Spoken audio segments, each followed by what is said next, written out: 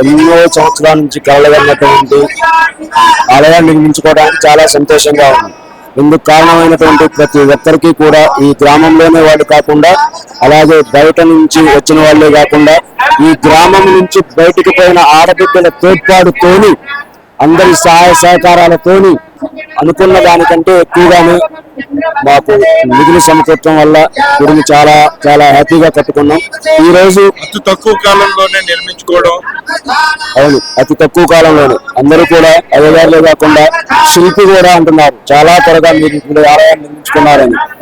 అందుకు మాకు తోడ్పాటు అందించినటువంటి ప్రతి ఒక్కరికి కూడా కృతజ్ఞత తెలుపుకుంటున్నాం. ఈ గ్రామం నుంచి ఎప్పుడో వాళ్ళ పూర్వీకులు తాతల తండ్రులు నిర్మించినటువంటి మన వడ్లమూడి నరసయ్య గారు అనే వ్యక్తి ద్వారా ఇక్కడ ఒక ఆలయాన్ని నిర్మించడం జరిగింది.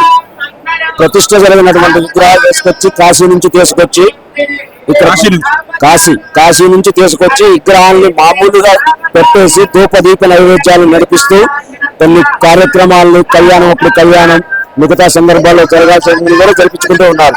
కానీ ప్రతిష్ట జరగలేదు అనే కారణం చేత ఈ సంవత్సరం ఆ కళ మాకు నెరవేరుతూ ఉంది. ఎన్ఆర్ఐ సహాయ సహకారాలు కాకుండా గ్రామంలో